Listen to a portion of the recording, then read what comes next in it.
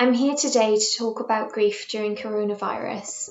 Whether someone that you love died prior to the situation with coronavirus, you lost someone recently, or you're supporting someone who's grieving at this time, you may find some of the things in this video relevant to you.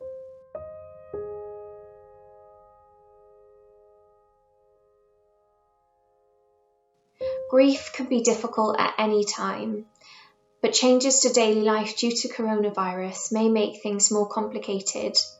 You may find it harder as you aren't able to see the people that you love and get the support from them that you normally would do.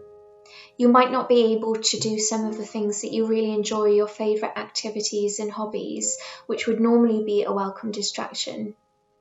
It may be that you weren't able to attend the person's funeral because of the situation with coronavirus, or if you were, you may have found that you weren't able to comfort your loved ones in the way you normally would do, and equally receive that same comfort and support from them. Some people have told us that they haven't felt able to talk about their grief given the current situation, or that they found things harder because they weren't able to be with that person that they loved before they died. However you're feeling, it's important to know that there isn't one set way to grieve. Everyone is individual, and in the same way, everyone's grief is individual.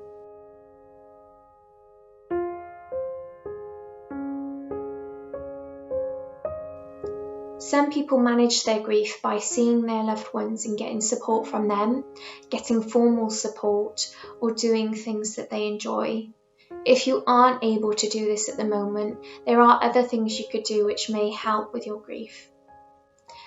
Some people have suggested that staying in touch digitally has been helpful, for example, arranging video or phone calls. If this is not possible, you could write letters to your loved ones to keep in contact. Some people have shared with us that they have found ways to remember and commemorate their loved one in their own home. The way you wish to do this may be different for each person, but an example is to have a designated space in your home where you keep photographs, candles, and special mementos that remind you of that person. Even though it may be hard, trying to look after yourself and keep healthy can be helpful.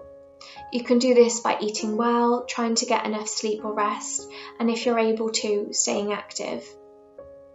Even if you feel like your grief is insignificant at a time like this, it's important to remember that it's not. The feelings, emotions, and experiences of grief are valid. Some people find it helpful to talk through how they're feeling.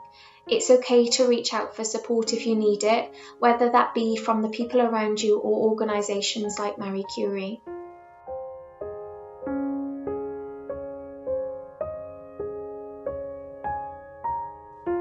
If you know someone else who is grieving and you can't see them at the moment, you could email, call, or send them a text to let them know that you're thinking of them. When you talk to them, you may wish to take their lead. They may want to talk about the person that's died, what happened and how they're feeling, or they may not. But often, someone reaching out and offering a listening ear can make a real difference and make someone feel supported. You could also try to support them in other ways, like sending flowers or small thoughtful gifts, by offering to pick up their shopping if they're unable to do so themselves, or if it's something that they're finding difficult at the moment, or thinking of practical ways that can help.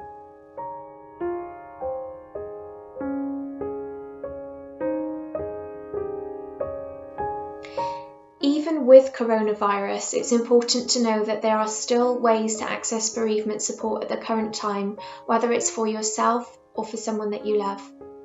Here at Curie, we have a bereavement service where you can access up to 6 sessions of telephone support from a specially trained volunteer.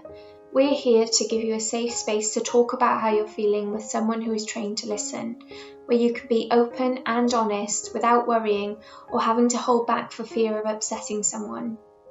Rather than scheduled support, you may wish to talk to someone as and when you need to.